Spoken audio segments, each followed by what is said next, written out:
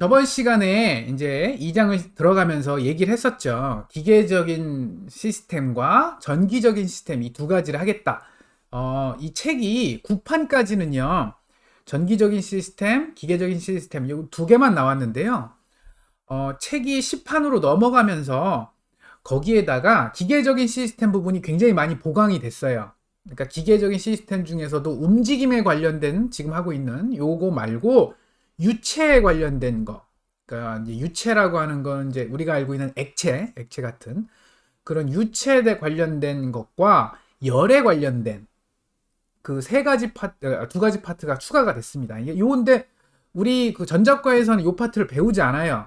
기계과에서는 유체에 관련된 유체역학하고 열에 관련된 열역학이라고 하는 과목이 따로 있습니다. 그래서 그거를 배웠다라고 가정하고 거기에 있는 아이디어를 갖다가 여기 자동 제어에다가 접목을 시키는 건데 우리 전자과에서 개설하기 때문에 그 열과 유체에 관련된 건 빼고요. 그 예전에 9판까지 있었던 기계적인 시스템 중에서도 좀 기초적인 것만 하도록 하겠습니다. 첫 번째 오늘 할 거는 병진 운동인데요. 저번 시간에 간단하게 얘기했던 것처럼 병진 운동이라고 하면 영어로 이제 트랜슬레이셔널 모션이고요. 직선으로 움직이는 거. 그리고 약간의 곡선 뭐 요 정도는 왜냐면 이 다음에 회전 운동이 나오거든요. 로테이셔널 모션인데 회전 운동과 이 곡선 운동과의 차이는 회전 운동은 다시 제자리로 돌아옵니다. 이게 반복되는 걸 회전 운동이라고 보고 병진 운동 중에서도 약간 곡선은 돌아오지 않아요. 처음과 끝이 달라요. 그래서 처음과 끝이 다른 이런 운동은 다 병진 운동이라고 보고 어떤 일정한 그 패스를 계속 반복적으로 돌아가는 건 회전 운동이라고 보면 됩니다. 두 가지가 거의 비슷해요. 기호가 좀 달라요. 오케이? 이름하고 기호가 좀 다릅니다. 그 차이밖에 없어요. 자, 그럼 먼저 병진 운동인데 우리 저번 시간에 뭐 얘기를 했었어요. 병진 운동에서 제일 중요한 건 뉴턴의 역학, 뉴턴 역학이라고 하는데 뉴턴 역학이 중요하고 여러분이 잘 알고 있는 F 이퀄 ma 이건 뭐 워낙 유명하니까요. ma죠. 이 책에서는 변하지 않는 거는 대문자로 씁니다. 그래서 이렇게 소문자를 쓰면 질량이 변한다는 얘기예요. 그래서 그걸 구별짓기 위해서 여기서는 질량은 변하지 않으니까 대문자 m이라고 쓰고 가속도는 변할 수 있잖아요. 시간에 따라서 뭐 힘을 더 주면 가속이 증가하는 거고 가속이 감소할 수도 있겠죠. 그런 경우를 대비해서 a는 소문자를 썼습니다.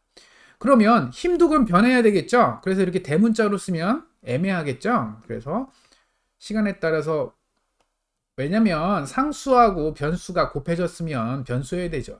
시간에 따라서 변한다. 그래서 소문자 f를 쓰는 경우가 있습니다. 요건 좀 왔다 갔다 하는 것 같아. 대문자로 썼다가 소문자로 썼다가 하는 것 같긴 한데 요거예요 여러분. 이거 너무 쉽죠? 여기서 식을 약간 변형했어요. 뭐냐면 힘이 하나가 아니라 힘이 여러 개일 수도 있잖아요. 가해지는 힘이. 즉 위에서 봤을 때 뭐 위에서 볼 필요 없죠. 이렇게 질량 m인 물체가 있습니다. 이 물체를 선을 하나 딱 달아갖고 이 방향으로 힘을 F를 주면 당연히 이 방향으로 당긴 방향으로 A라는 가속도가 생기겠죠. 그런데 한 명이 아니라 옆에 있는 친구랑 같이 이쪽으로도 힘을 줍니다. 첫 번째 힘은 F1이라고 하고요. 두 번째 친구가 강한 힘은 F2라고 합시다. 이 경우에는 어느 방향으로 A가 움직여야 되죠? 이거는 여러분이 고등학교 때 했었죠. 힘의 합. 근데 힘이 여기서는 크기와 방향이 같이 존재하죠. 크기도 존재하고 방향도 존재해요. 이런 거를 우리는 벡터라고 불렀어요. 그쵸?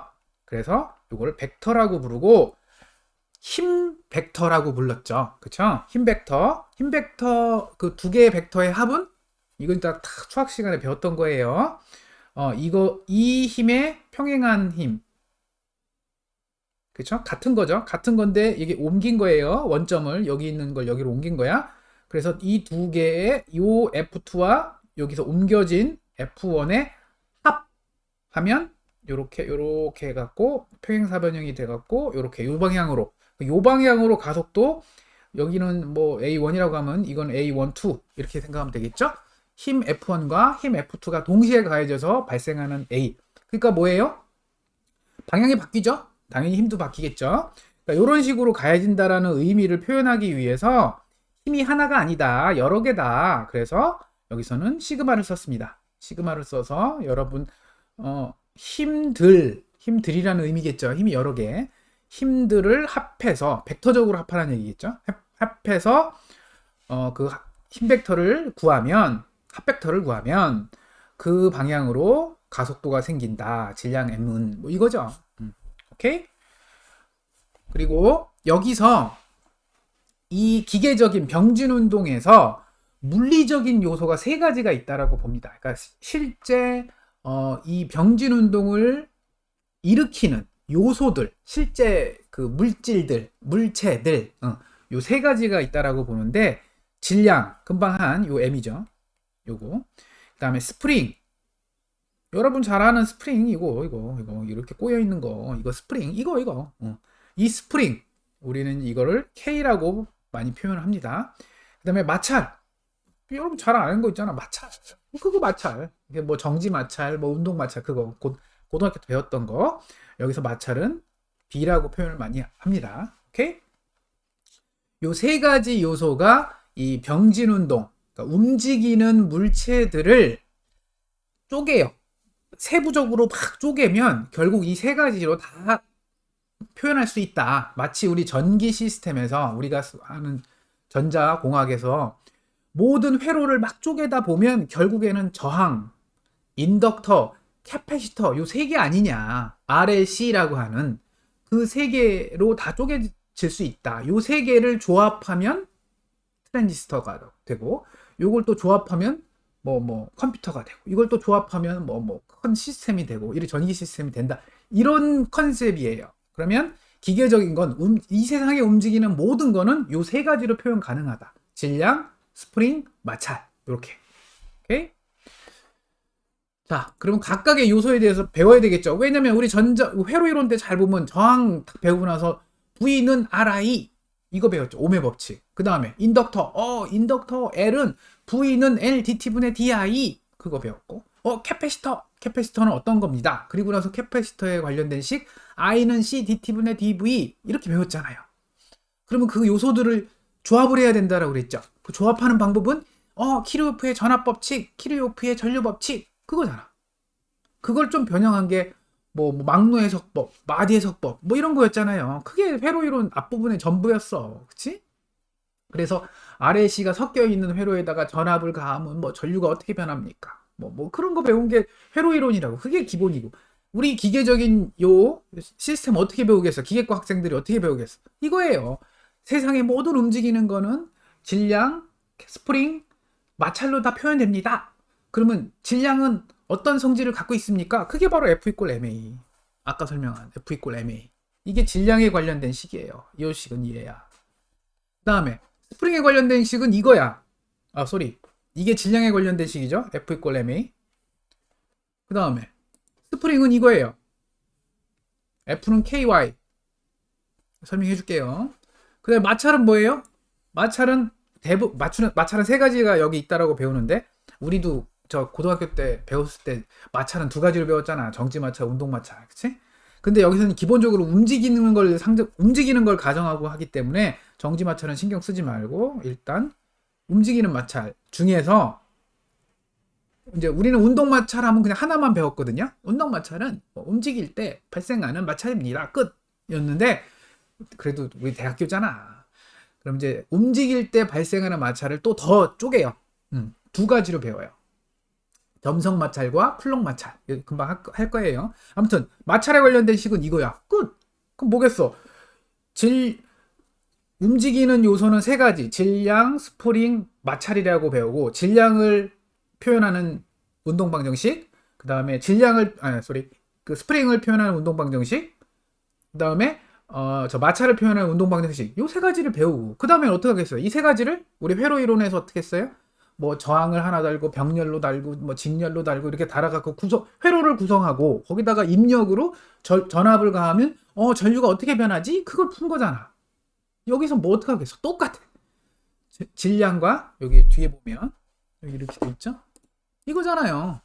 질량과 스프링과 뭐 마찰을 뭐 어떻게 조합 이렇게 연결할지 혹은 요 뒤에 보면 또 다르게 연결해요. 뭐 요렇게 연결할 수도 있고요. 요렇게 연결할 수도 있고요. 되게 다양한 방법으로 연결을 막 해요. 이렇게 이건 했던 거고.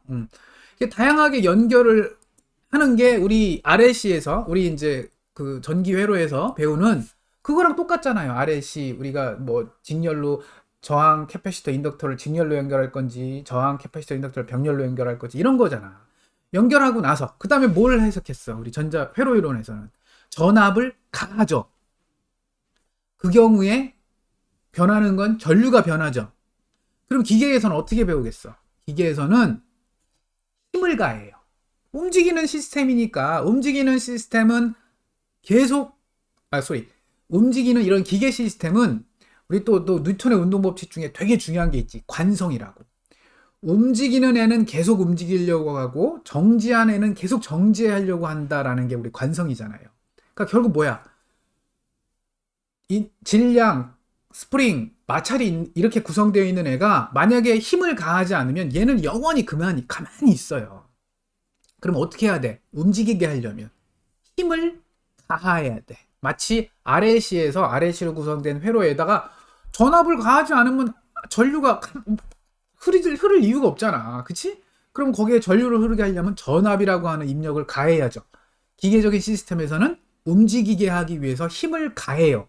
그러면 힘을 가하면 뭐가 출력이 나오죠? 뭐가 변하죠? 움직임이 변하잖아요. 그쵸? 마치 우리 회로에서 전압을 가했더니 전류가 변하는 것처럼. 완전 그냥 컨셉이 그래 똑같아. 그래서 마지막에 이 챕터의 마지막에 보면 똑같다. 기계적인 시스템과 전기적인 시스템은 1대1로 똑같다. 그게 컨셉. 2장의 컨셉은 그겁니다. 거기까지 가볼게요. 일단 질량은 뭐 m이다. 뭐 무게는 w고 뭐 중력 가속도 9.8. 이거 하도 했던 얘기니까 이거 넘어갈게요. 이 중력 가속도 9.8인 건 그냥 외우세요. 자, 여기서 이제 질량이 처음 나옵니다.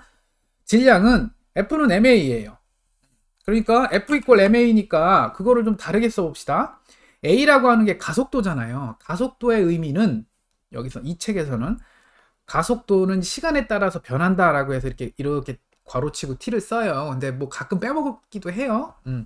이렇게 소문자로 써도 이거는 시간에 따라서 변하는 거라서 소문자로 썼구나 이렇게 이해를 하면 되고 좀 더 정확하게 쓰자면 괄호치고 t라고 쓰면 시간에 따라서 변하는 그쵸? t가 그 뜻이잖아요. 이건 시간에 따라서 변하는 값이다. 이것도 뭐예요? 이것도 시간에 따라서 힘이 바뀐다, 변한다. 근데 m은 대문자로 썼죠? 안 변한다. 그런 의미예요.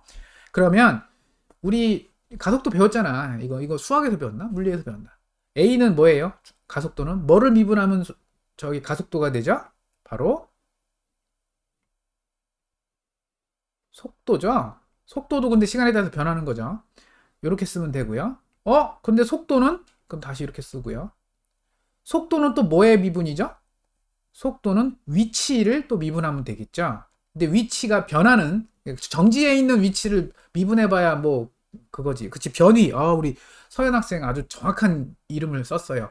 변위예요. 위치가 변하는 경우에 속도가 생기겠지. 그래서 dt분의 여기서는 위치를 y라고 했습니다. 근데 y가 아까도 말한 것처럼 시간에 따라서 변하겠죠. 그래서 요거를 조금 더 이쁘게 정리를 하니까 dt 제곱에 d 제곱 y에 괄호치고 t라고 쓴 거예요. 그래서 이게 나온 거겠죠. 오케이? 그래서 요 식은 여러분 너무 뭐 상식이야. F는 ma. 그 다음에 a는 뭐 속도를 미분한 거. 속도는 위치를 변위를 미분한 거. 그거죠. 자, 그 다음에 기호를 이제 표현하는 방법을 여기서 이제 얘기를 하는데 이거는 그래도 알아둬야지 여러분 나중에 문제 풀 때 헷갈리지 않으니까 알려줄게요.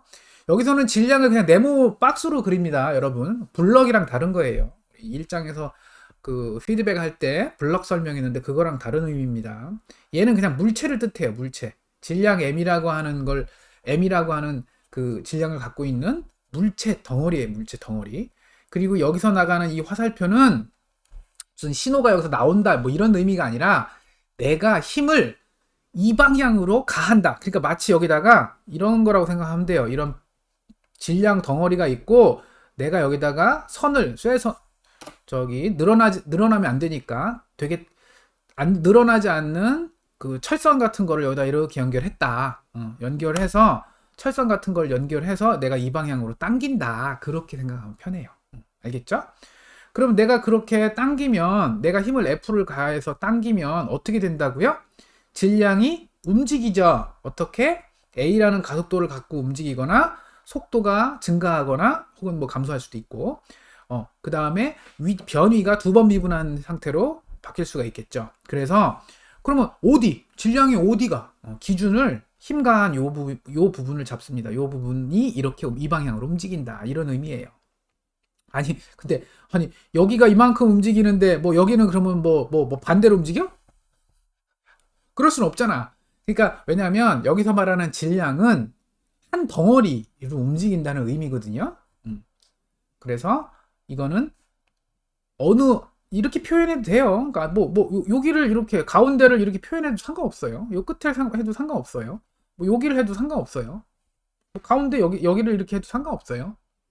그런데 이 책에서는 일관되게 여러분한테 헷갈리지 않게 일관되게 힘 가한 요 끝단을 요 방향 이쪽으로 움직입니다. 이렇게 많이 표현합니다. 뭐 그냥 편의상 그런 거니까 스트레스 받지 말고. 자, 그 다음에 스프링이었죠. 스프링은 되게 신기한 거예요. 보통 그러니까 질량도 그렇고 스프링도 그렇고 마찰도 그렇고 보면 잘 생각을 해보면 다 방해하는 애들이야. 그치? 질량도 내가 힘을 가했을 때 물체가 빨리 못 움직이게 막는 애잖아요. 질량이 커지면 어때요? 질량이 M이 막 1kg짜리는 툭 밀면 밀리는데 뭐 100kg 툭 밀면 밀려요? 안 밀리잖아. 그러니까 내가 움직이게 하려고 힘을 가해도 질량이 커지면 좀 방해를 해요. 스프링도 마찬가지야. 스프링도 방해하는 힘이고 이 방해하는 힘인데 그 힘은 K라고 하는 스프링 상수라고 부르는데 우리 이제 여기 스프링 정수라고 불렀네요. 근데 왜 컨스턴트를 저기 한글로 직역하면 상수잖아요. 변하지 않는가. 그게 컨스턴트잖아. 그래서 나는 스프링 상수라고 지금까지 외웠는데 이 책에서는 스프링 정수라고 배웠네요. 좀 이상하긴 하네. 그치? 혹은 stiffness. 얼마나 그러니까 딱딱하냐. 딱딱하냐는 것도 아닌데. 그러니까 물렁대지 않느냐. 그거 stiff하다고 하죠. 뻣뻣하다. 뻣뻣한 정도. 뻣뻣한 정도라고 생각하면 되겠네요. stiff라는 거. 그러니까 뻣뻣한 정도. K라고 부르고요. 되게 달라요. 이 앞에 거랑 완전 다르죠. 방해하는 힘 F는 그 방해하는 힘이라는 의미에서는 똑같은데 앞에 거랑 다르게 위치, 변위 Y에 이건 비례하죠. 아까 질량은 변위에 두 번 미분한 거에 비례했잖아요. 그러니까 이거 완전 다르지. 그렇죠? 이거는 변위에 비례해요. 즉 무슨 얘기냐면 자, 이거는 이제 이것도 스프링이 뭐 한 여기서부터 스프링이 여기서부터 출발해서 이렇게 생겨서 여기까지가 스프링이라고 봅시다. 여기서부터 여기까지가 스프링이에요. 스프링의 한쪽 끝은 벽에 붙였어. 고정시켰어. 여기를 딱. 그렇죠? 고정시킨 거고 나머지 한쪽 끝을 아까 말한 쇠줄 같은 걸 하나 달아갖고 이쪽 방향으로 힘을 쭉 당겼어요. 그럼 늘어나겠지. 쭉 당기면 늘어나잖아요. 그 늘어나는 정도가 Y인 거예요. 근데 그 늘어나는 정도가 뭐랑 비례하냐면 힘하고 딱 비례해요. 그러니까 내가 힘을 10N, 힘의 단위 뉴턴이니까 10N을 가하면 만약에 1m가 늘어났어. 그러니까 그런 스프링이야. 스티프니스가 그런 경우에 스티프니스를 뭐라고 불러요? 스프링 상수를 10N per m 라고 하는 단위인 거죠. 그러니까 K가 이거예요. 이런 스프링을 갖고 여기다가 내가 20N을 가하면 얘는 2m가 늘어나고 30N을 가하면 3m가 늘어난다는 얘기예요. 굉장히 직관적이지 않아요? 딱 좋아. 그리고 반대로 또 이렇게 얘기할 수 있어요. 2m가 되도록 늘어나게 하려면 나는 얼마를 힘을 더 가해야 되죠? 지금 상태에다가 플러스 10N을 더 가하면 20N이 되면 2m가 늘어나겠죠. 그렇게 반대로 이해해도 좋아요. 자, 그 식이야. 아까 말한 반대식이 이거예요. 내가 내가 늘리고 싶은 게 있는 거야. 아까 말한 1m에 10N이 있었는데 지금 여기가 이 전체가 여기가 10N이고 여기가 10N이고 여기다가 얼마를 가해야 아까 1m에서 1m가 또 늘어나냐. 그쵸? 스프링 상수 10 곱하기 변이 늘어나는 정도 얼마면 되겠니? 그러면 여기가 얼마여야 돼요? 20N을 가하면 돼. 그러면 1m가 더 늘어나. 그런 식으로 사용할 때 써먹는 식이 바로 요 식입니다. 그러니까 힘의 증가량만큼 더 늘어난다. 이렇게 쓰는 거고요. 요 식도 같은 얘기예요. 이 식이랑 이 식이랑 둘 중에 하나만 외우면 돼. 근데 이게 더 쉽잖아. 그래서 이것만 외우세요.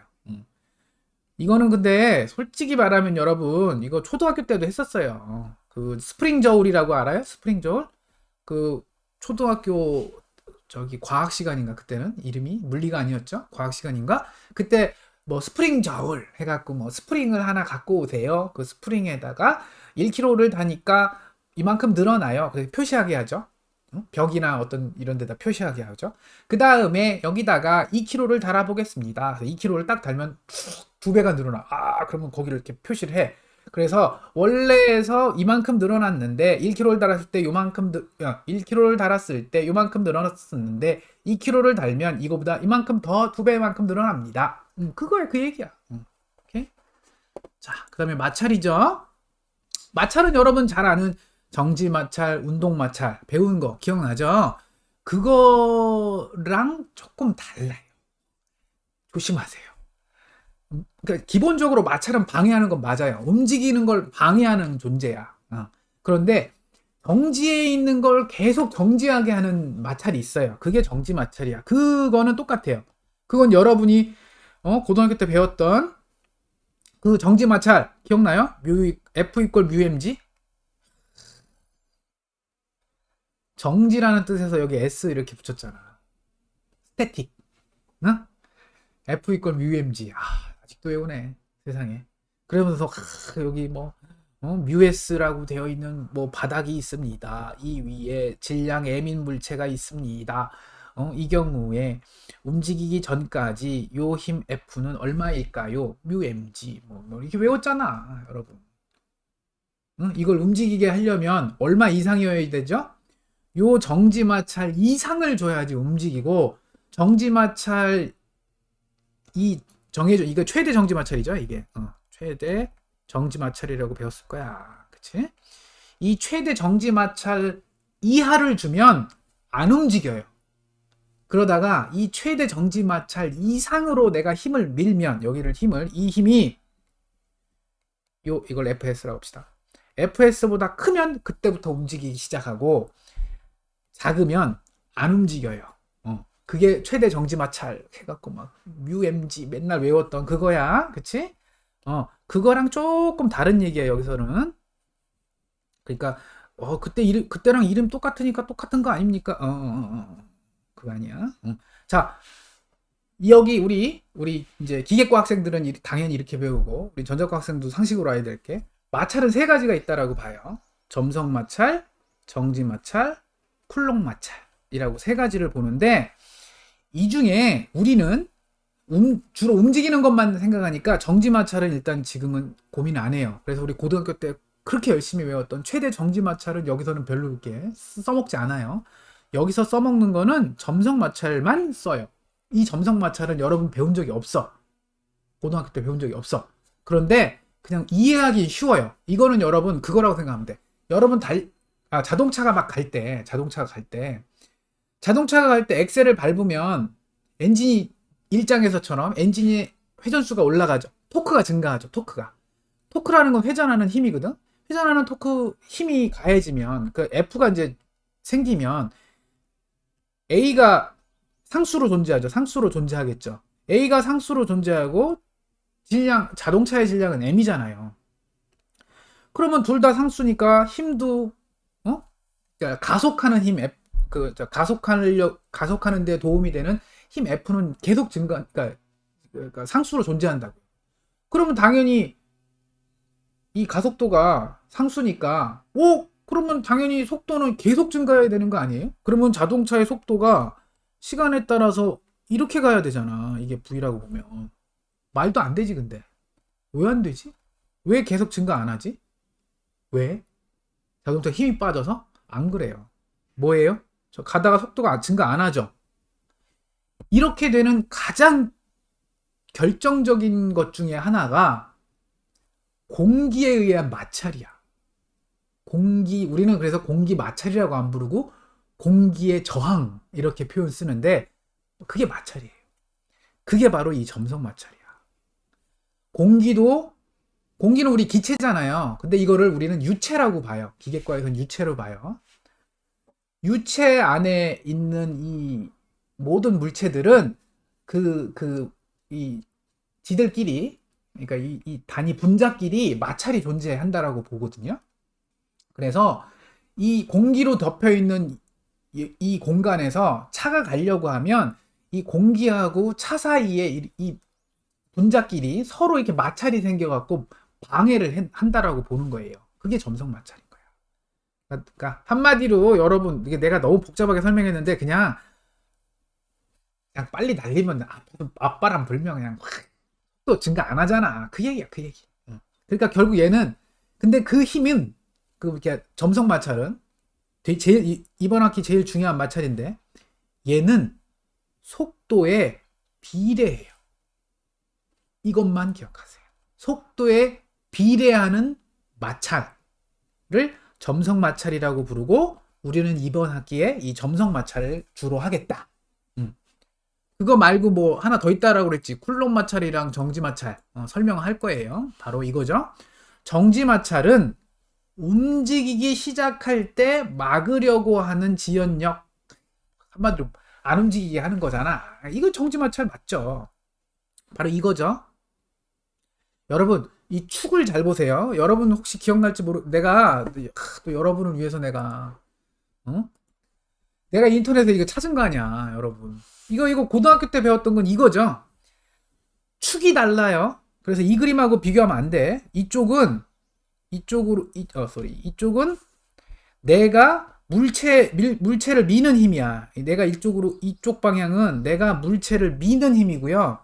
그때 이쪽 Y축은 마찰력이에요.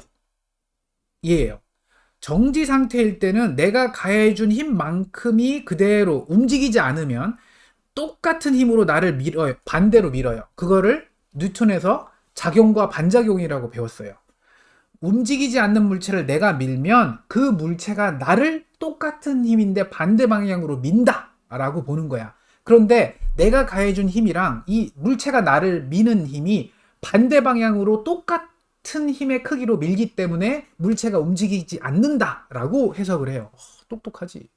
그게 요 그림이고요. 그래서 이게 이제 직선이고요. 기울기 1인 직선이고요.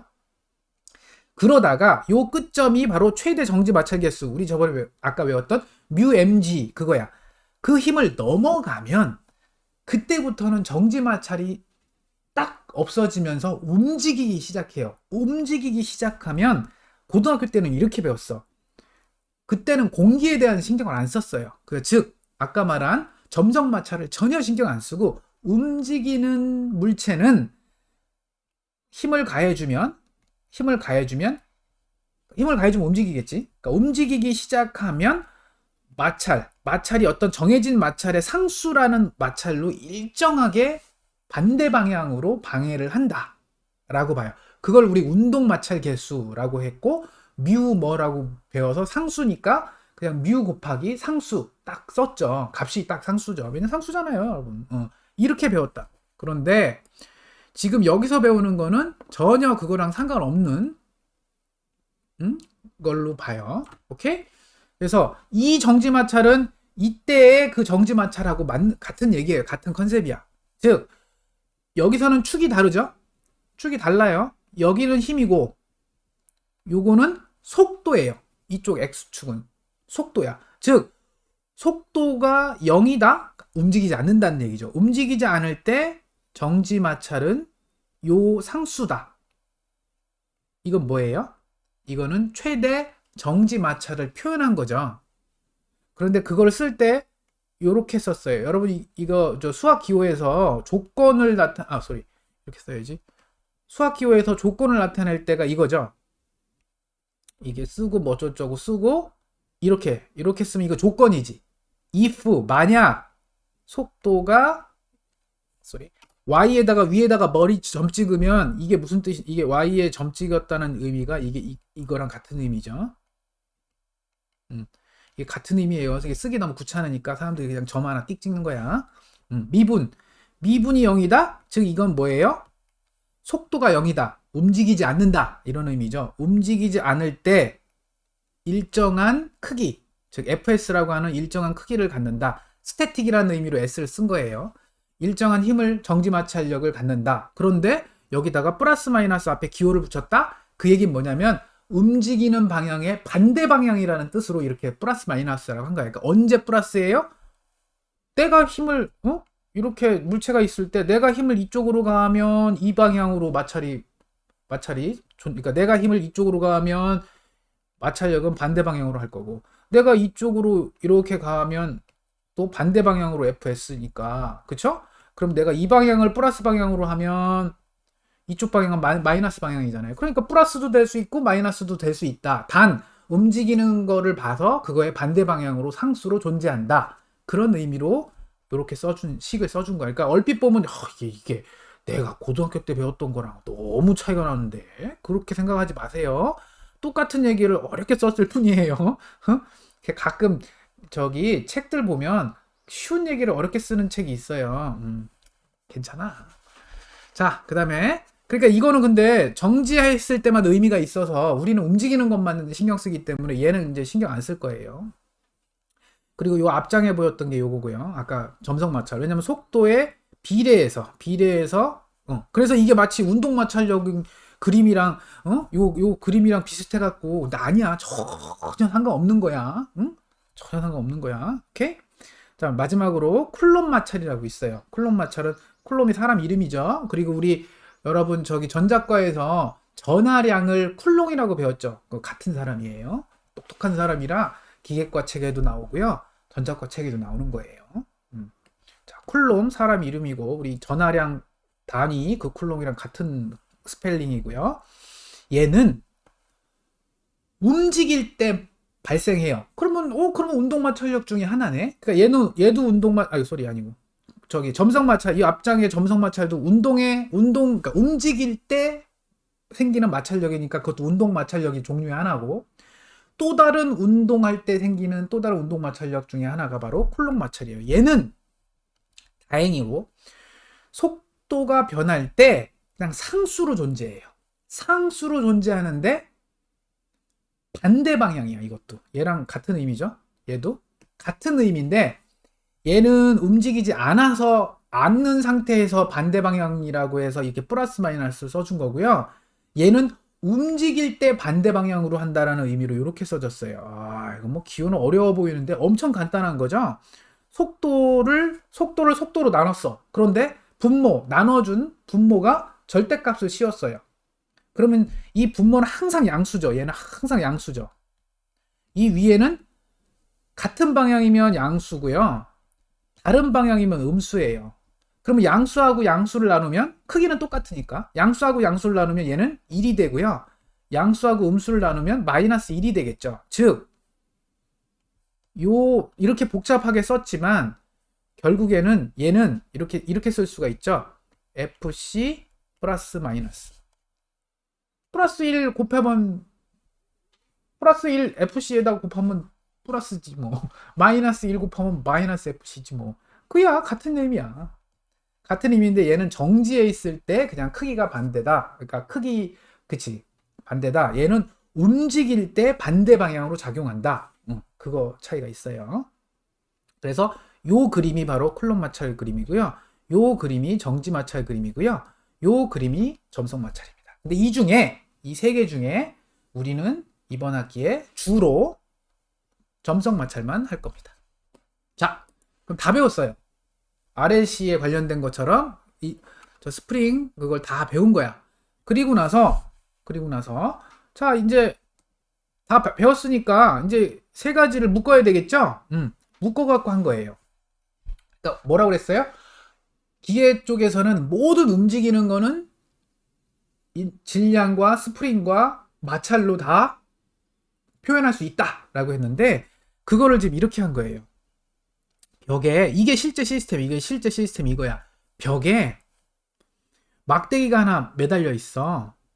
막대기가 하나 이렇게 고정되어 있는데 이게 이제 벽에다가 막대기를 하나 했는데 이 막대기의 질량은 m이야. 그리고 나서 내가 여기다가 힘을 이렇게 가해. 이렇게 여기다 힘을 이렇게 고정되어 있는데 여기다 힘을 가해. 그러면 얘가 지금 이건 딱딱한 거니까 아니지. 이거 뺄게요, 내가. 똑똑하다. 응? 급조했다. 자, 이거예요. 이게 딱딱한 벽에 이렇게 고정되어 있는 거야. 이렇게 고정되어 있어. 그럼 내가 여기다 힘을 가하면 이렇게 휘겠죠? 이렇게 휘는 게 뭐예요? 이렇게 휘는 게 바로 스프링인 거야. 그걸 스프링으로 표현한 거고, 그 휘는 걸 스프링으로 표현한 거고, 이게 결국 질량이 있을 거 아니에요? 이 질량을 M으로 표현한 거고, 그쵸? 그 다음에, 물론 이렇게 그냥 기다란 이거라서 이게 뭐 마찰이, 마찰이 없어 보이지만 얘도 마찰이 무조건 존재한다라고 본다고요? 그래서 이것도 마찰로 표현한 거예요. 이렇게. 참. 아까 할 때 기호를 설명 안 했네요. 스프링은 요거고요. 그 다음에 마찰은 기호를 요렇게 써요. 특히 점성 마찰은 요렇게 써요. 이거 마치 주사기랑 비슷해요. 여러분 요즘 백신이든 뭐 해갖고 주사 많이 맞았는데 딱 주사기 모양이에요. 주사기가 요렇게 생겼죠. 이렇게 해갖고 여기에 고무막이 속에 있고요. 그 다음에 겉에 요런 식으로 생겼죠. 이렇게 겉에. 그래서 여기 뾰족하게 해갖고 여기에 이제 여러분 그 백신이라든가 무슨 액체 같은 게 이 안에 들어있고요. 그쵸? 그 다음에 여러분 여기를 손가락으로 이렇게 잡은 다음에 여기를 꾹 눌러주면 이렇게 눌러주면 나가는 거잖아요. 그런 스타일이야.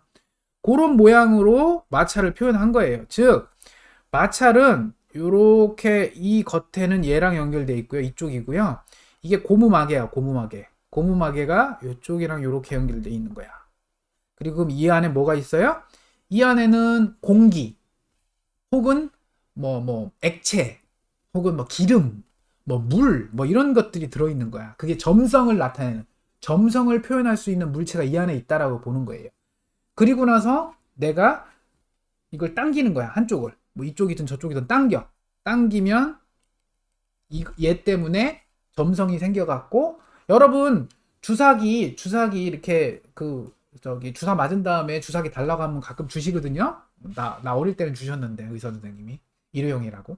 그거 주시면 바늘은 빼고요. 그거 주시면 여러분 아까 여기 그린 그림에서 이렇게 생긴 그림에서 여기다가 손으로 여기를 손으로 막고요. 여기 손으로 막고 이거 뒤로 당기면 잘 안 당겨지죠. 이렇게 막고 나서 이렇게 뒤로 당기면 놓으면 어떻게 다시 돌아가기도 하죠. 그게 왜 그래요? 여기가 원래 내가 구멍을 막고 당기면 어떻게 돼요? 진공이 되죠? 그러니까 놓으면 기압 때문에 이 밖에보다 이 주사기 안쪽이 기압이 낮기 때문에 밀려 들어가요. 그러니까 약간 그런 식이야. 세게 당기면 여기 손 막은 요 구멍 사이로 공기가 또 들어가 갖고 또 이렇게 좀 뭐 늘어나기도 하고, 그치? 그러니까 그런 것들로 좀 이해를 하면 쉬워요. 나는 경험이 그 주사기 갖고 놀았던 경험이 있어갖고 이게 이해가 쏙 되던데 여러분도 그게 경험이 있어야 돼요. 사람이 확실히. 그치? 아무튼 얘는 요 식으로 표현될 수 있고 기호는 B라고 쓰고요. 알겠죠? 자, 그래서 아까 예제 요거처럼 이게 아니군요. 요 그림처럼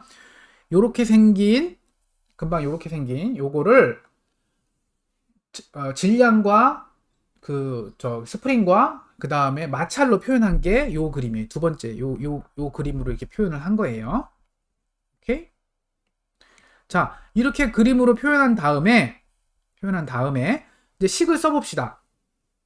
마치 우리 그 회로 꾸미고 나서 여러분 RLC로 회로 꾸미고 나서는 키르호페 전화법칙을 써갖고 식을 만들잖아요.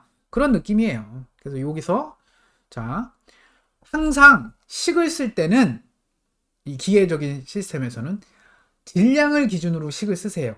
질량을 기준으로 우리 키르호페 전압법칙을 할 때 항상 뭐 어느 노드에서 출발해서 전압 강화는 전압 상승과 같다 뭐 이런 식으로 키르호페 전압법칙 그거였잖아요. 그런 식을 쓰듯이 기계적인 시스템에서는 이렇게 쓰세요. 질량을 기준으로 질량에 가해지는 힘과 그러니까 움직이게 하려고 하는 그 움직이게 가해진 힘과 움직이지 않으려고 하는 그 반작용에 해당하는 힘의 균형이 있다. 균형이 맞는다. 그게 뉴턴 운동 법칙이잖아. 작용과 반작용의 법칙이잖아. 그걸 그대로 여기다가 식을 쓴 거야. 킬로그램 전압 법칙처럼. 그러면 여기서 질량은 얘잖아요. 질량의 기준이 여기였으니까 여기서 이 질량을 움직이게 하는 힘은 누구예요? 얘밖에 없죠. 가해지는 힘밖에 없죠. 마치 우리 RLC 우리 저기 RLC에서 전류를 흐르게 하는 거는 전압원밖에 없었잖아. 전압원 V밖에 없었잖아. 마치 그러니까 여기서 힘 F가 가해진 거예요. F가 가해졌어. 이제 소문자겠죠. 이것하고 뭐가 평행이에요? 반대 안 움직이려고 하는 힘이 딱 평행을 이루어져야겠죠. 그러니까 여기가 이제 작용인 거고 여기가 반작용 이렇게 쓰면 돼요. 안 움직이게 하려는 힘은 누구죠? 일단 질량이 관성 때문에 나는 가만히 있고 싶은데 뭐 힘을 가해도 난 가만히 있고 버티고 싶어. 언제까지? F는 MA라고 하는 걸로 난 버틸 거야. 그게. 그래서 A가 버티고 있고요. 그 힘이 바로 요 그림을 좀 더 작용과 반작용으로 그림을 또 간단하게 만든 게 이겁니다. 여기를 기준으로 이쪽으로 가해지는 힘은 F고 반대로 안 움직이게 하려고 하는 힘이 세 가지라고 그랬죠? 여기서는 F 이꼴 MA 더하기 또 누가 안 움직이려고 해요? 스프링도 버티잖아. 스프링도 내가 질량이 이쪽으로 움직이면 혹은 이쪽으로 움직이면 어떻게 돼요? 스프링이 늘어나거나 압축하거나 뭐 둘 중에 하나잖아. 결국 압축이 됐건 늘어났건 결국 스프링한테 힘을 줘야지 늘어나거나 압축이 되는데 그거 다 방해하는 힘이죠. 얘가 가만히 있고 싶어 하잖아. 그래서 어떻게 해요? K, Y고요. 그 다음에 마찰도 무조건 반대죠. 방해하는 힘이잖아요. 그래서 마찰도 여기 FD라고 썼네요. 어떻게 되죠? K DT분의 DY라고 쓰면 되겠죠. B라고 배웠죠? B DT분의 DY라고 하면 됩니다. 그런데 아까 질량을 어떻게 쓴다라고 그랬죠? Y로 쓰면 DT 제곱분의 D제곱 Y라고 쓴다라고 그랬죠. 이거야. 이게 다야. 작용하는 힘과 반작용하는 힘이 평행을 이뤘다. 이게 뉴턴의 운동 법칙이잖아요. 마치 그러니까 키르호프의 전압법칙, 전류법칙을 전자과 학생들이 회로 이론에서 그렇게 많이 외우듯이 기계과 학생들은 뉴턴의 운동 법칙, 작용과 반작용, 관성의 법칙 그걸 외워서 식을 만드는 거예요. 그게 다예요. 그래서 만든 식이 요렇게 만든 식이 바로 요 식이죠. 잘 만들었죠? 그 다음에 식을 좀 이쁘게 정리한 거예요. 어떻게? 양변을 M으로 나눠줬어요. 자, 이제부터는 여기 책에 있는 걸로 다시 갈게요. 다시 쓰기 귀찮아서. 자, 그래서 M으로 양변을 나눠줬어요. 그럼 이게 나눠지고 M이 되고요. M이 되고요. 여기는 곱하기 M분의 1이 되겠죠? 자, 그러니까 여기 오타죠? 이거 오타예요. K 없는 거죠? 맞죠? 자, 그 다음에 오타를 아직도 못 잡았네. 세상에. 그 다음에 봤더니 이거 식이 되게 비슷한데? 이게 뭐지? Y를 두 번 미분한 거 더하기 M분의 B는 상수니까 상수 Y 한 번 미분한 거 더하기 이것도 M분의 K도 상수니까 상수 YT는 이것도 상수고 그리고 입력 왜 K가 아니고 R이냐? R은 그냥 뭐 레퍼런스라는 의미로 저 R을 쓴 거예요. 뭐 큰 의미는 없어요. 아, 그래서 여기다 상수를 쓴 건가? 말이 되네, 그러면. 요 F가 RK라고 쓰면 요 이렇게 쓰면 오타가 아닌 걸로 느껴지죠. 근데 그래도 이상해. 아무튼 입력 요거랑 뭐 무슨 뭐 좀 약간 비례하는 요렇게 생기는 그냥 힘이라고 생각합시다. 힘을 근데 레퍼런스라는 의미로 우리 저기 1장에서 그랬잖아요. 내가 원하는 인풋은 레퍼런스 R이라고 한다라고 그랬잖아요. 그렇게 바꿔준 거예요. 그러니까 딱 왜 이건 갑자기 이렇게 나 그래도 오타라고 봤거든 처음에. 근데 뭐 중요한 건 아니 컨셉만 알면 되니까. 결국 뭐예요? 오! 이거 되게 비슷해. 2차 미분 더하기 상수 1차 미분 더하기 상수 미분 안 한 거는 입력. 이거 어디서 많이 봤지? 바로 우리 회로이론 2장 회로이론의 뒷부분에 2차 시스템 RLC로 이루어져 있는 저항 그때 배웠던 거 다 기억날 텐데 저항 인덕터 캐패시터 전압원으로 이루어져 있는 이 식을 이거를 회로를 수식으로 키르호페 전압 법칙과 오메 법칙과 이걸 다 쓰면 식이 똑같이 나와요. 이런 형태로 나와요. 그때는 여기는 y지만 이때는 전류로 나오죠. i. 그래서 i에 2번 미분한 거 더하기 상수에 i에 1번 미분한 거 더하기 그다음에 무슨 상수에 i 미분 안 한 거는 뭐 상수 곱하기 입력 전압 여기 이제 v라고 하면 v t 이렇게 나왔다고요. 2차 미분 방정식 2차 미분 방정식 똑같네. 그래서 이거를 표준형 프로토타입 세컨드 오더 시스템 이게 너무 많이 나오거든. 그래서 이건 표준이야 표준. 이건 뭐 움직이는 기계 시스템이 됐건 저기 전기 시스템이 됐건 유체 시스템이 됐건 열 시스템이 됐건 그냥 표현하면 이렇게 2차 미분 방정식으로 다 표현되는구나 대부분. 그래서 이걸 표준형 2차 시스템이라고 부르고 그래서 이제 3장 이후부터는요 여러분 그러면 세상의 모든 시스템 움직이건 전기가 흐르건 뭐 열이건 뭐 액체가 움직이건 결국에는 미분 방정식으로 다 표현이 되네. 그러면 우리가 할 일은 이제 그래서 3장 이후부터는 그러면 우리는 뭐 굳이 이게 기계적인 시스템인지 혹은 이게 대상이 이게 기계적인 시스템인지 이게 열인지 전기인지 이런 거 신경 쓰지 말고 그냥 표준형 2차 시스템만 열심히 이것만 갖고 열심히 공부하면 나중에 거기서 얻은 결론을 이용해서 만약에 기계다? 그럼 거기다 적용하면 돼. 전기다? 전기에 적용하면 되고 액체다? 액체에 적용하면 되고 너무 좋네. 그래서 2장 이후부터는 그냥 표준형 2차 시스템만 갖고 계속 열심히 해요. 오케이? 그리고 우리 저 회로이론 때 표준형 2차 시스템을 표현할 때 그냥 이렇게 상수 저기 한 번 미분한 거 앞에 있는 상수 한 번 미분한 거 앞쪽에 있는 상수와 저 미분 안 한 거 앞에 있는 상수와 입력 앞에 있는 상수를 이런 식으로 표현한다라고 그랬죠. 2제타 오메가 n 제곱 오메가 n 제곱으로 이렇게 표현하면 좋다. 그리고 나서 이렇게 표현하고 나서 그냥 바꿔준 거야. 값만 바꿔주고 나서 이 제타를 우리는 뭐라고 불렀어요? 감쇄비다. 댐핑 레이쇼다. 그리고 오메가 n은 레조넌트 프리퀀시라고 내추럴 프리퀀시라고 불렀죠. 내추럴 프리퀀시다. 고유 주파수다. 이렇게 배웠죠. 그게 이유가 왜냐면 우리 저 회로 이론 할 때 아니 왜 갑자기 댐핑 레이쇼지? 댐핑이라고 하는 거는 여러분 기계에서 나오는 얘기잖아요. 뭔가 이렇게 충격 받았을 때 그 충격을 이렇게 댐프 한다고 하잖아. 흡수한다. 왜 회로 하다가 갑자기 충격 흡수 비율이 거기서 왜 나왔지? 바로 기계에서 나온 거예요. 오케이? 이 댐핑 레이쇼와 내추럴 프리퀀시라는 컨셉이 기계과에서 먼저 나왔거든. 여기서 먼저 나온 이 기계적인 시스템 해석하다가 이게 나온 거고 이 컨셉을 회로 이론에서 갖다 쓴 거예요. 그래서 거기서 갑자기 제타가 나오면서 감쇄비라는 표현 쓰고 오메가 n에서 내추럴 프리퀀시라는 표현을 쓴 거야. 오케이?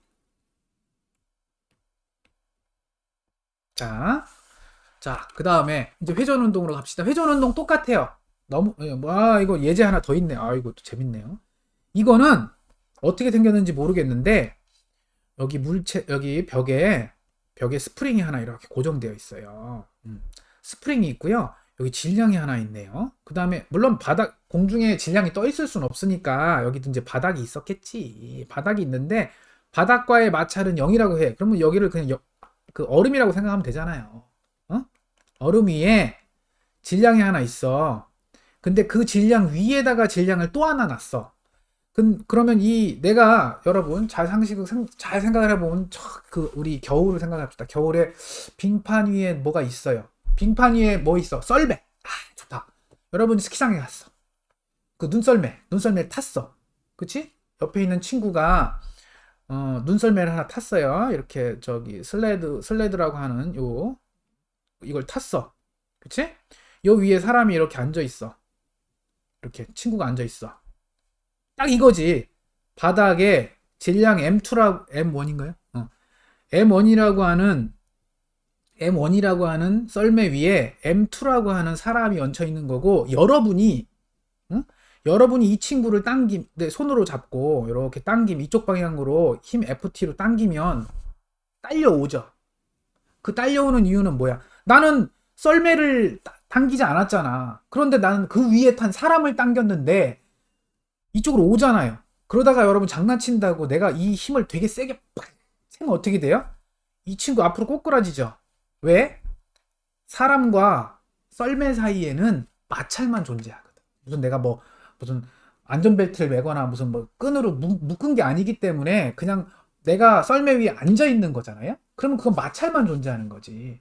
그래서 내가 그 앉아 있는 친구 손을 당기면 그 마찰 때문에 썰매가 같이 딸려오는 거야. 그거를 표현한 거야. 그거를 금방 예제 너무 좋다. 그치? 여러분 이해가 속 되지 않아? 나 설명 너무 잘하는데. 자, 그런데 요 중간에 오일 필름으로 이렇게 살짝 이때 마찰이, 그러니까 여러분 썰매 위에 약간 거기다가 미끈미끈하게 뭘 좀 발라놓은 거야, 사람이. 그러면 훨씬 내가 살짝만 잡아당겨도 사람이 그냥 확 딸려오잖아요. 그런 상황이에요. 그리고 여기 이제 이렇게 되고. 자, 여기서 이제 표현을 해봅시다. 식을. 항상 뭘 기준으로 보라고 그랬죠? 식을 쓸 때 질량을 기준으로 보라고 그랬어요. 질량. 그럼 질량을 기준으로 봅시다. 자, M2를 기준으로 보면, M2가 질량이고요. 그 다음에 M1이 질량이죠. M2가 움직이는 거를 Y2라고 합시다. Y2. 질량 M1이 움직이는 걸 Y1이라고 합시다. 그러면 이 둘 사이에는 뭐가 존재해요? 마찰만 존재해요. 묶여 있는 게 아니니까. 그러면 먼저 첫 번째 거부터 합시다. M2를 기준으로 내가 당기는 힘과 안 당겨지려고 하는 반작용의 힘은 뭐예요? 바로 내가 당기려고 하는 작용의 힘은 F밖에 없죠. 이 힘이죠. 방해하는 힘은 뭐예요? 반작용에 해당하는 힘은 M2니까 M2의 DT 제곱에 D제곱 Y2예요? Y2야? 그렇지, Y2지. Y2에, 그쵸, 요거죠. 그 다음에 또 방해하는 힘이 있죠. 뭐예요? 마찰을 통해서 M1과 M2 사이에 마찰을 통해서 안 움직이려고 버티는 거잖아. 물론 내 힘 F는 그 마찰을 이겨서 더 센 힘으로 당기니까 썰매랑 그 친구가 같이 딸려오는 거긴 하지. 그렇지만 아무튼 마찰이 버티고 있죠. 마찰은 어떻게 쓴다고요? B 그 다음에 Y2의 미분, 1차 미분인데 점으로 안 찍고 이렇게 써도 돼요. DT분의 DY2 이렇게 쓰면 되는데 틀렸어. 뭐냐? Y2 마찰은, 두 물체 사이의 마찰은 속도, 이 속도에 비례한다라고 그랬는데, 잘 보세요. 만약에 이 물체와 위에 있는 M2라고 하는 물체와 M1이 같이 움직이면, 그러면 둘 사이에 움직임이 안 생기잖아. 두 개가 같이 움직였으니까 Y1하고 Y2가 똑같이 움직이잖아요. 그러면 움직인 게 아니지. 그러니까 마찰이 없는 거야. 상대적으로 움직여야지만 마찰이 존재한다라고 계속 얘기했잖아요. 왜냐면 정지에서 같이 움직이면 이건 정지 마찰이지.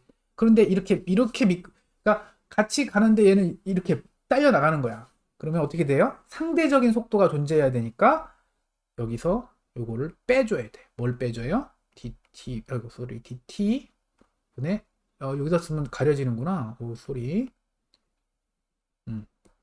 가려지는 힘 여기다 밑에다 쓸게요. 반작용 B는 B 곱하기 dt분의 dy 2만 쓰면 안 되고 dt분의 dy1 그러니까 얘의 속도와 이 물체의 속도와 이 질량 물체의 상대 속도만큼의 마찰이 존재한다. 그래서 이렇게 써주는 거야. 여러분 요거 헷갈려요. 요거 때문에 많이 틀립니다. 자, 그렇게 써준 식이 바로 이 책에서 요거죠. 오케이? 그 다음에 다시 거기 끝이야. 그 다음에 두 번째 요 밑에 요 질량을 기준으로 y1이죠. y1을 기준으로 식을 또 작용과 반작용으로 써봅시다. 얘를 움직이게 하는 이 방향으로 움직이게 하는 힘은 뭐죠? 나는 이쪽 질량 M1에다가 직접적으로 힘을 주지 않았잖아. 내가 아까 썰매를 타는 때 밑에 썰매를 당기지 않고 위에 사람만 당겼죠. 썰매는 내가 당긴 적이 없어요. 누가 당긴 거야? 썰매를 당긴 건 마찰이 당긴 거야. 그치? 그래서 여기서는 마찰이 반대 방향으로 존재를 해요. 즉 여기서 작용하는 힘이 바로 마찰인 거예요. 아까랑 똑같이 dt분의 dy2 빼기 dt분의 dy1 이게 작용인 거야. 오히려 여기서부터는 이 질량을 기준으로 보면 얘가 움직이게 작용하는 거고 반작용은 그거의 반대는 스프링과 이 질량 자체. 그래서 m dt분의 dy1의 제곱 더하기 ky1 오케이? 요렇게 쓴 식이 바로 두 번째 식입니다. 요 식입니다. 그래 식이 두 개 나온 거죠? 식 두 개를 좀 이쁘게 정리하니까 이거고요. 뭐 M1으로 다 이렇게 M1으로 나눠주고요. 밑에 것도 M2로 다 나눠주고요. M2분의 2 이렇게 써도 되는데 이것도 결국 2차 미분 방정식이고 이것도 2차 미분 방정식이고 서로가 이 첫 번째 식에 y2가 있고요. 밑에 식에 y1이 들어있고요. 그러면 서로 이 두 개의 식이 분리가 되진 않죠. 서로 섞여 약간 걸쳐 있잖아요. 이런 예제 많죠. 우리 전자과에서도 이런 그거 있었잖아. 뭐 이런 거였지. 뭐 저항 있고 캐패시터 있고 여기 뭐 인덕터 있고 뭐 여기 저항 있고 이런 식으로 아마 V가 있고 여기에 흐르는 전류가 I1, 여기에 흐르는 전류가 I2. 그러면 이게 식이 두 개가 만들어지고 그 두 개 만들어진 식이 서로 이쪽 식에 Y1에 관련된 식에 Y2가 들어가 있고 Y2에 관련된 식에 Y1이 들어가 있고 뭐 이런 식이었죠. 요런 전기 회로에서의 요런 게 기계 쪽에서는 이런 걸로 표현이 된다는 얘기예요. 알겠죠? 식으로 보면 되게 비슷해. 회로 이론에서 지금 얼른 가갖고 요거랑 비슷한 회로 이론 예제 찾아보면 바로 찾아져요. 대신 Y1이 아니라 I고 여기가 I1이고 여기도 다 I고요. M 대신에 뭐 저항 R이나 L이나 C 그 숫자 값만 달라져. 왜냐면 상수잖아 다.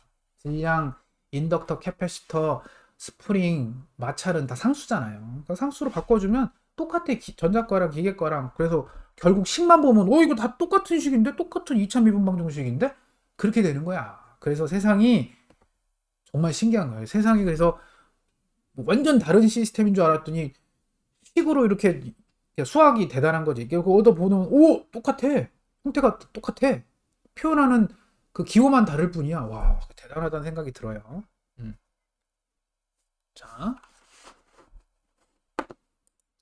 자 회전 운동도 그거랑 똑같아요. 그럼 기계적인 시스템하고 똑같은데 뭐가 다르냐? 용어만 달라.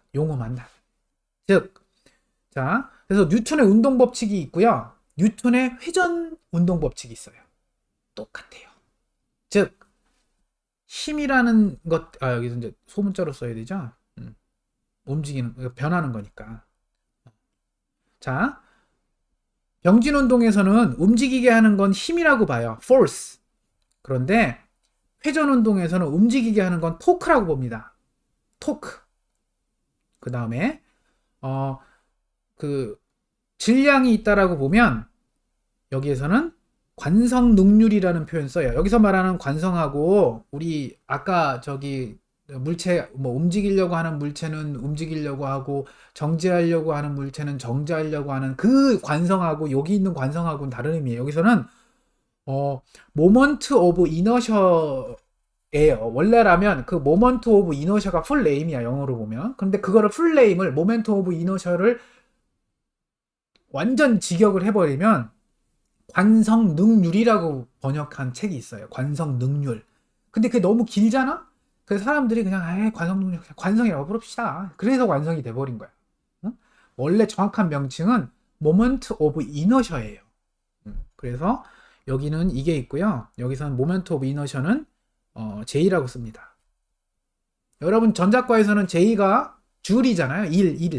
줄. 근데 그건 아니에요. 그 다음에 여기서 스프링이 존재하고 여기도 스프링이 존재하고 여기 마찰이 존재하고 여기 마찰이 존재해요. 오! 똑같네? 마찰, 스프링 똑같고 질량 대신에 관성 능률 혹은 관성이라고 부르는 이너셔 이거 하고 힘 대신에 토크 그거밖에 차이가 없어요. 나머지 다 똑같아요. 쏘리. 그래서 너무 스트레스 받지 말고 바로 그냥 이해하면 돼요. 자, 대신 여기는 회전 운동이니까 고정 축이 있어요. 축을 기준으로 돌겠죠? 축을 기준으로 회전을 하겠죠? 어떤 그 회전의 그 회전 중심? 그렇게 부르면 돼요.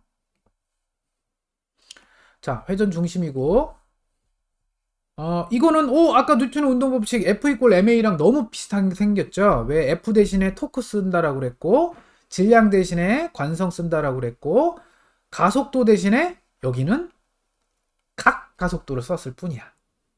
그 차이밖에 없어요.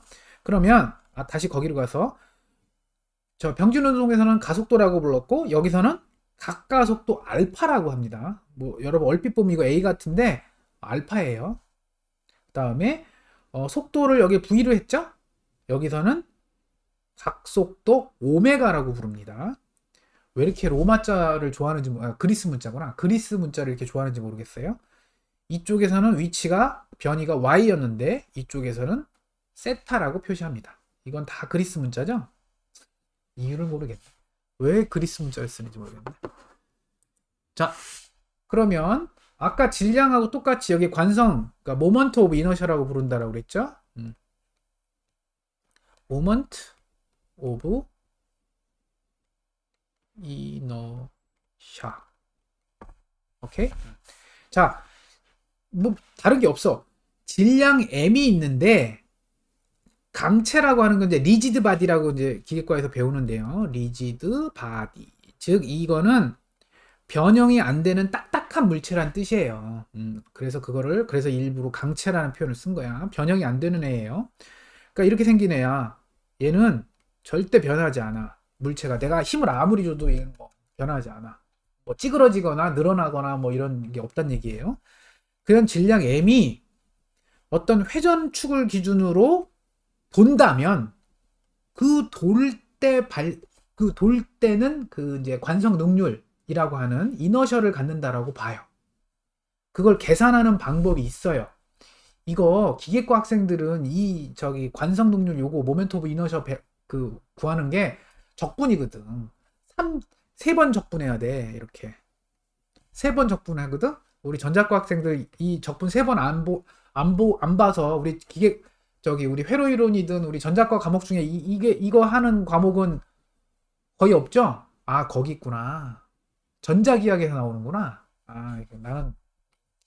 그래서 난 전자기하학 포기했어. 너무 어려워서. 적분 나와서 짜증나서 전자기하학 포기했는데. 아무튼, 기계과 학생들은 이거 관성능률 계산하는 게 중간고사 시험 문제예요. 이거 어려워요. 쉽지 않아요. 우리 구글에 가서 관성능률 치면 저기 식이 나와요. 그냥 그거 갖다 쓰면 돼요. 이거를 힘들게 적분하고 앉아 있을 필요 없어. 이거 이렇게 돼 있어 이거. 원래 이렇게 해야 돼요. 아까 말한 것처럼 이렇게 저기 요거 보면 돼 요거 이거야 이거. 저 관성 모멘트라고 관성 모멘트라는 표현이나 모멘트 오브 이너셔죠. 원래 이렇게 적분해야 되거든. 근데 이렇게 외워 이거 그냥.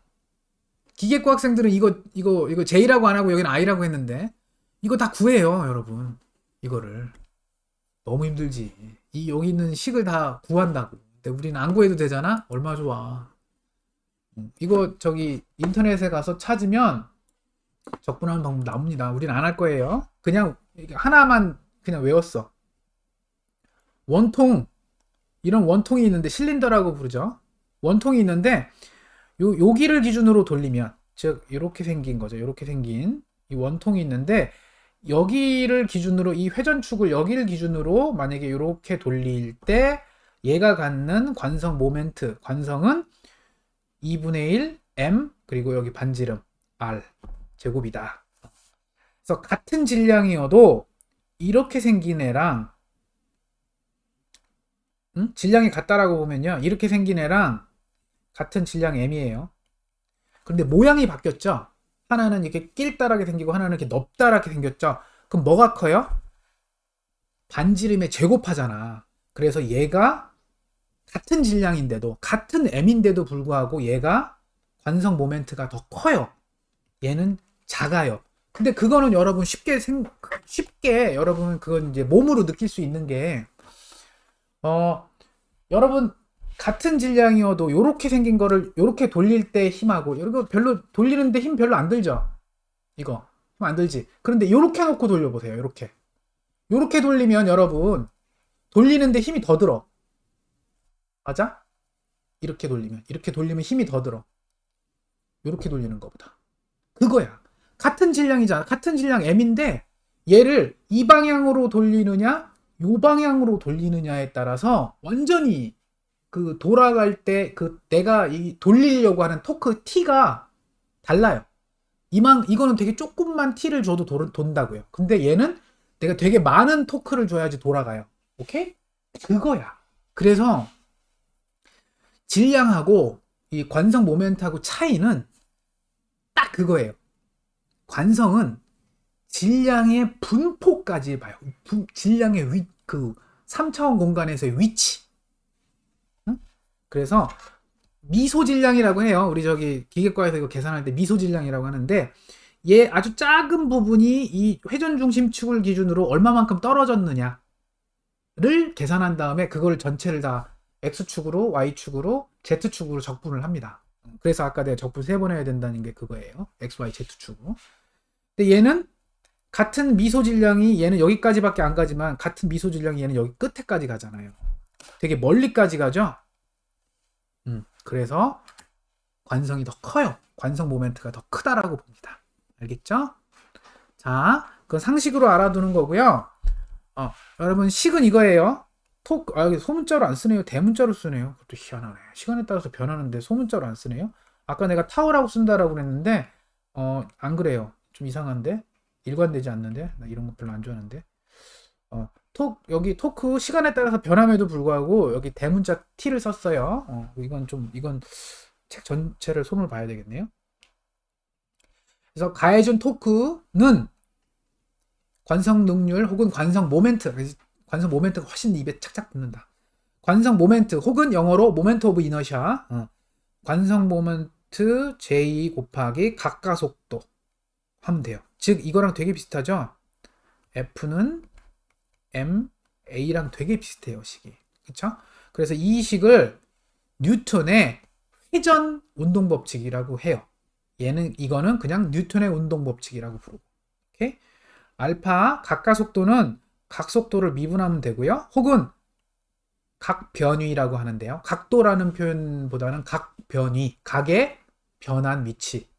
각변위 세타를 2번 미분한 거랑 같다. 그러니까 되게 이 F = MA랑 되게 비슷하죠, 식이?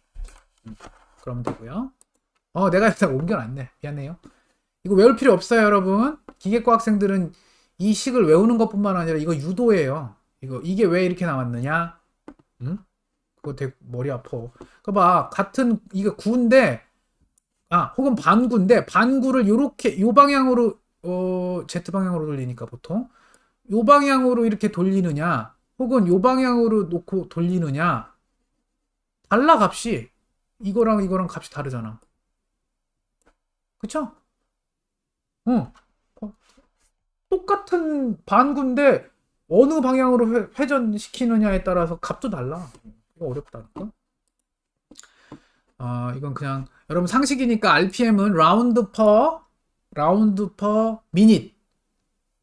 뭐 로테이션 퍼 미닛, 레볼루션 퍼 미닛, 난 라운드 퍼 한 바퀴 분당 몇 바퀴 도느냐 뭐 그런 걸로 따지고 그걸 디그리로 바꾸면 초당 6도라는 의미고요. 1 라디안은 57.3도고요. 기호로 쓰면 180을 파이로 나눈 거고요. 뭐 상식적으로 좀 알아두고 자 스프링은 이건 비틀림 스프링이라고 봐요. 우리 아까 우리 스프링 표현할 때는 직선 스프링 할 때는 이렇게 표현했잖아요. 이건 회전을 해야 되잖아. 그러니까 이렇게 생긴 스프링을 이렇게 돌려도 되긴 해. 그래도 스프링인데 구별 짓기 위해서 이렇게 막대기처럼 생겼는데 돌린다라는 의미예요. 그러니까 마치 여러분 그 가래떡 이렇게 비틀면 어떻게 돼요? 비틀는데 힘 들죠? 그다음 놓으면 다시 원상복귀 되죠? 스프링하고 비슷하잖아. 이것도 비슷하지. 얘 고무거든요? 그래서 얘 이게 비틀면 꼬이잖아요. 힘들지. 놓으면 다시 돌아오고 스프링이죠. 그러니까 이렇게 생긴 이런 스프링을 말하는 거예요. 비틀림 스프링. 오케이? 그러면 그때 필요한 토크, 비트는데 필요한 토크는 비틀어진 거에다가 상수로 곱해주면 된다. 근데 이 K를 스프링 상수 대신 아까 우리 요 스프링 상수랑 비교하기 위해서 좀 차별을 두기 위해서 이름을 비틀림 상수, 비틀림 스프링 상수 뭐 이렇게 표현하겠죠. 나머지는 비슷하고요. 자 마찰 똑같아요. 점성 마찰 존재하고요. 뭐가 차이가 있죠? 아까 점성 마찰 여기다 쓰면 안 보이니까 여기다 쓸게요. 아까는 점성 마찰을 이렇게 썼죠. 힘 대신에 토크, 변위 대신에 각변위 그 차이밖에 없죠. 얘는 똑같네요. 아예 플러스 마이너스 fs 여기 y의 미분은 0이라고 했었죠. 똑같죠. 그 다음에 이것도 fc 똑같고요. 쏘리 위에는 아니죠. 여기서는 아까는 dt분의 dy였고요. 이건 밑에도 dt분의 dy 즉 힘 대신에 여기 토크 변위 대신에 각변위 그 차이밖에 없습니다. 자 그래서 또 예제 똑같단 얘기예요. 한마디로 이렇게 생긴 거랑 아까 여기서 봤던 요 예제랑 똑같다라는 의미예요. 아까는 이렇게 생긴 질량 덩어리를 요 방향으로 움직였기 때문에 이 움직인 딸깍딸깍거리는 요게 y였고 이번에는 비슷하게 생겼는데 비틀었단 얘기예요. 요거네요. 비틀었단 얘기, 이렇게 비틀었단 얘기, 이렇게 고정시켜 놓고 아까는 이렇게 쳤다면 그럼 이렇게 움직이잖아 위아래로. 이 위아래로 움직인 걸 y라고 본 거고 이번에는 이렇게 비튼 거야. 이게 이렇게 잡고 비튼 거예요. 놓으면 다시 돌아오겠죠. 그럼 각도가 바뀌잖아요. 그리고 난 힘을 비틀어서 줘야 되고 아까는 이렇게 밑으로 줘야 되고 그 차이밖에 없습니다. 그래서 요거를 좀 그림을 이쁘게 저기 스프링 마찰 그 다음에 관성 모먼트로 표현하면 이렇게 되고요. 이것도 마찬가지예요. 이것도 아까 식을 쓸 때 질량을 기준으로 쓰라고 그랬잖아요. 이것도 식을 어떻게 쓰냐면 관성 모멘트를 기준으로 쓰세요. 즉 이 관성 모멘트 J라고 하는 관성 모멘트를 돌리려고 하는 힘과 안 돌아가려고 하는 힘이 평행이다. 그거는 뉴턴의 작용 반작용하고 똑같죠. 그래서 돌아가게 하는 힘이 옆으로 좀 돌릴게요. 돌아가게 하는 힘이 타우. 이건 내가 돌리는 거야. 즉 여기 이 힘이죠. 내가 이렇게 아까 이렇게 내가 이렇게 비트는 토크예요. 비트는 토크와 관성 모멘트가 안 비틀어지려고 하는 애. 그 다음에 마찰, 스프링, 평행이다. 그러니까 이게 작용, 이게 반작용이 평행이다. 그래서 식을 정리해 보니까 똑같네. 똑같네. 차이가 아까는 y였고 이번에는 세타인 것밖에 없네. 전류도 아까는 전류는 이거네. 전압도 이거네. 그리고 만약에 연력학이면 온도 똑같네. 그래서 표준형 2차 시스템으로 다 표현이 가능하다. 그럼 결론은 뭐야? 그래서 우리는 앞으로 표준형 2차 시스템에 대해서만 파면 되겠다. 오케이. 자, 오늘 여기까지 하겠습니다, 여러분.